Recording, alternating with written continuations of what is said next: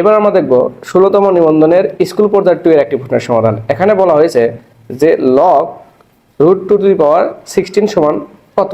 তাহলে আমাদের এখানে আমরা সব সময় খেয়াল রাখবো যে আমাদের যে লগের বেসটা যা আছে আমাদের সব সময় পাওয়ারকে আমাদের সেভাবেই ভাঙাইতে হবে। বেসটাকে তো আমরা ভাঙাইতে পারবো না, আমরা পাওয়ারটাকে ভাঙাবো। তো এখানে আমরা এভাবে ভাঙা লিখতে পারি যে লগ √2 যেহেতু আছে আমরা এখানে এখানে √2 দিয়ে দেখব √2 উপরে কত করলে 16 হয়। আমরা জানি যে 2 গুণন 2 গুণন 2 গুণন 2 এটা 2 এটা মানে হচ্ছে আমাদের 16।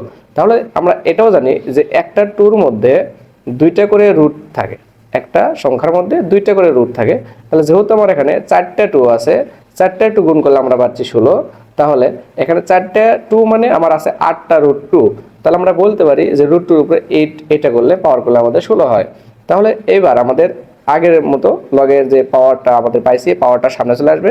এখান থেকে পাওয়ারটা সামনে দিলে আমরা এখানে পাচ্ছি 8 লগ √2। এবার আমরা জানি যে 8 ভিত্তি আর পাওয়ার যত মিলছে এটা মানে অন, তাহলে বলতে পারি 8 হচ্ছে আমাদের অ্যান্সার।